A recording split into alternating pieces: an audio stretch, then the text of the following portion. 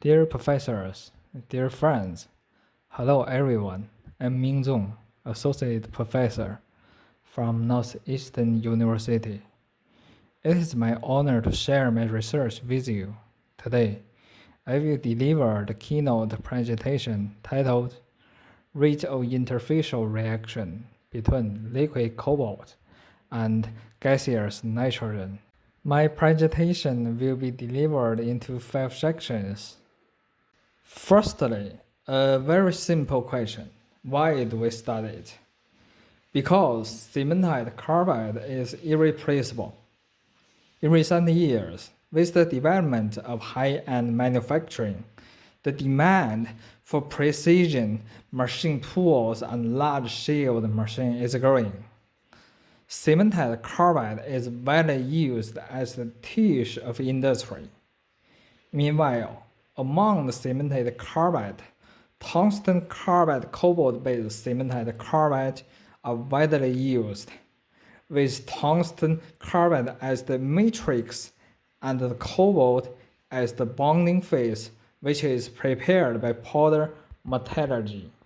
But there is an inevitable issue that cementite carbide can't combine hardness and strength, wear resistance and toughness at the same time.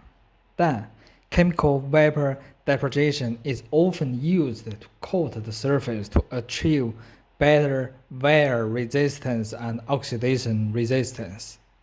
But if do so, there is a new problem. The difference in coefficient of the thermal expansion between the coating and the substrate makes the surface of the machine part susceptible to crack. To prevent the development and expansion of cracks, the substrate is usually graded before coating. That is, a cobalt-rich layer formed on the substrate surface to improve the toughness of the surface layer. Theoretically, the formation of the cobalt-rich layer is uncomplicated, which could be considered 2 steps as the dissolution of titanium nitride in liquid cobalt and the coupled diffusion of atomic titanium and nitrogen.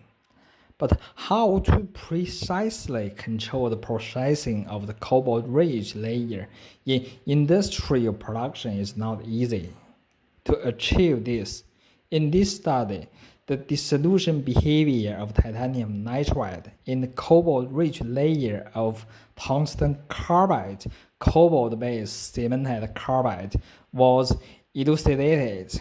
At the same time, the dissolution rate of titanium nitride in cobalt and the absorption reaction rate of nitrogen at the cobalt atmosphere interface were quantified too, which had important implications for the performance control of tungsten carbide, cobalt-based cementite carbide, and the development of the next generation production.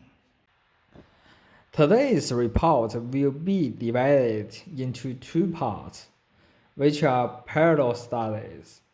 Since I was invited to introduce the rate of interfacial reaction between liquid cobalt and gaseous nitrogen, I'd like to introduce the interfacial reaction rate of nitrogen at these 3 temperatures firstly.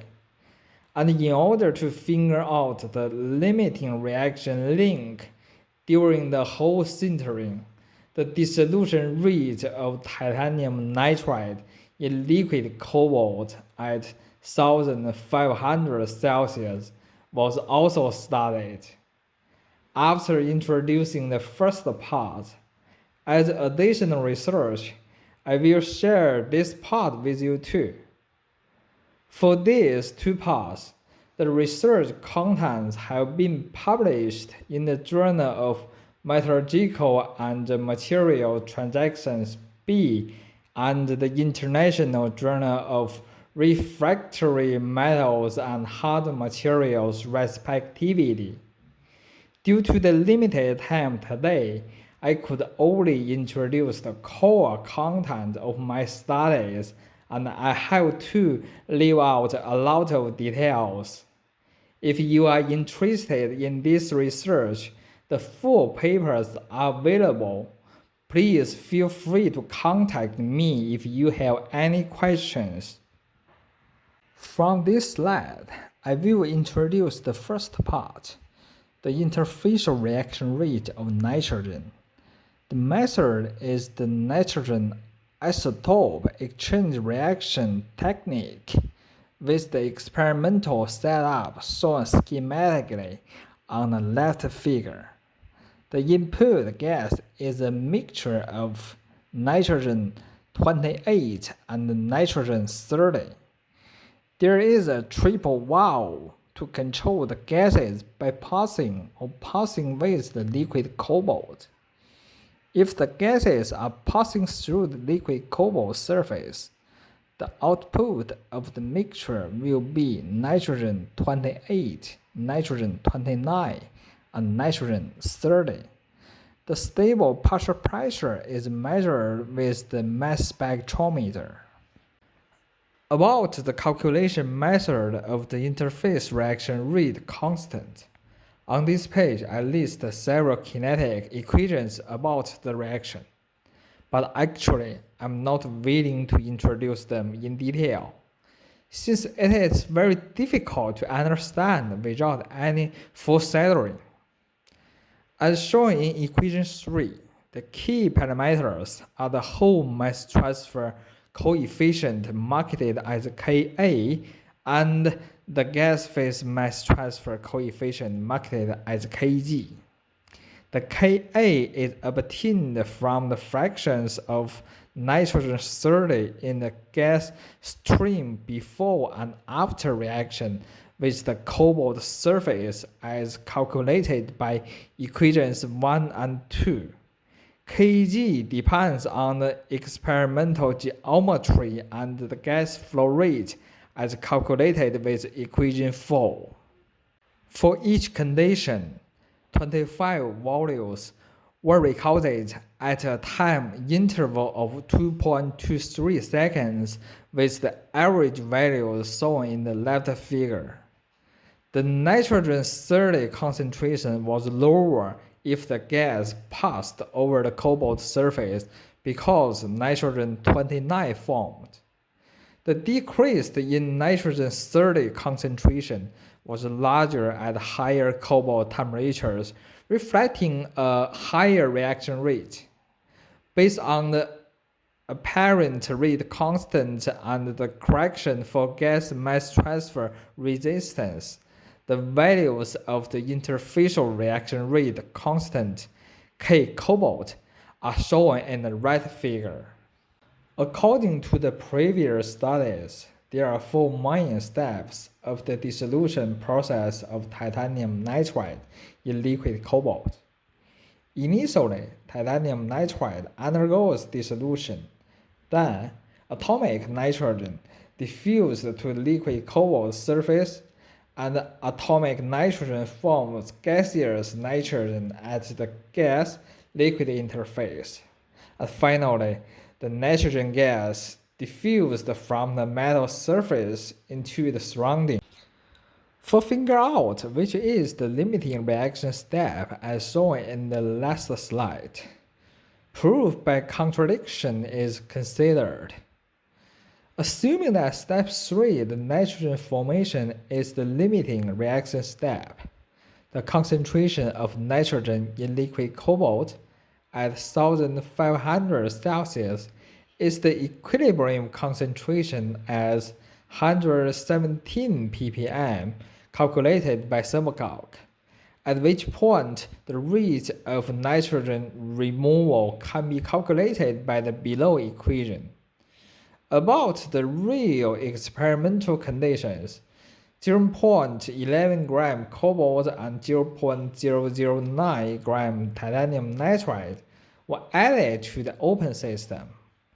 Based on the above assumptions, the total dissolution time is about 800 seconds. However, From the in situ observations, which will be introduced later as a parallel study, it can be seen that after 1200 seconds, a large amount of titanium nitride remains undissolved.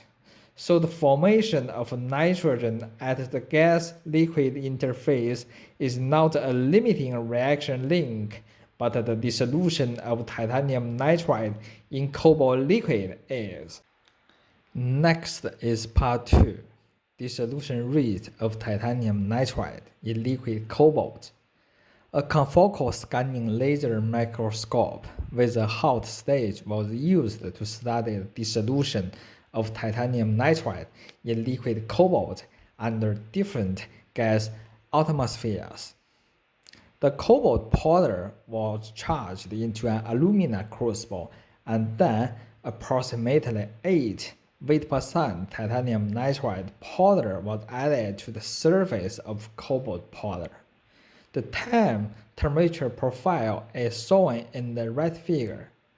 The holes at 1300 Celsius and 1400 Celsius were performed to make sure that the oxide on the cobalt powder can be reduced by the hydrogen before melting. This is a video of an in situ observation of the dissolution of titanium nitride in liquid cobalt. When liquid cobalt is melted, the agglomerated titanium nitride powder floats on the surface of the liquid cobalt like a raft due to the relatively small density of titanium nitride, and then proceeds with the reaction. The titanium nitride gradually dissolves into liquid cobalt, and the observed area OC volume of the floating titanium nitride is also decreased. As an example of the calculation, the in situ images taken at 172 seconds and 197 seconds after complete melting are shown in the left figure, respectively. As marked by the double-headed arrow, in the indicated direction, the size of the agglomerated titanium nitride powder decreased from 453 micron to 357 micron. Based on this, the approximate radial dissolution rate of the agglomerated titanium nitride powder was estimated as 1.9 micron per second during this period. Totally, 9 cases were processed. The measured dissolution rates were plotted in the right figure. Due to the bulk float in the liquid, each titanium nitride raft was present in the microscope field of view for a limited duration, indicated by the horizontal line in the figure. In general, the values decreased with time. As previously discussed, these agglomerates were considered to be individual units, and the shrinking core model was used to estimate the nitrogen diffusivity. Since the real shapes of the raft are unknown, 2 possible shapes were considered: a hemisphere and a disk. The estimated nitrogen diffusivities at 1500 Celsius are plotted in the right figure. As discussed earlier, based on this result, it is confirmed that the dissolution of titanium nitride in liquid cobalt is the limiting reaction link. Through the above studies, the conclusions are summarized as follows. The nitrogen isotope exchange reaction technique were applied to measure the interfacial absorption reaction rate of nitrogen on liquid cobalt surface. The dissolution rate of titanium nitride in the liquid cobalt was measured quantitatively. The dissolution of titanium nitride into liquid cobalt was not limited by the formation of gaseous nitrogen at the surface of liquid cobalt. A theoretical basis was provided for the precise control of the cobalt-rich layer processing.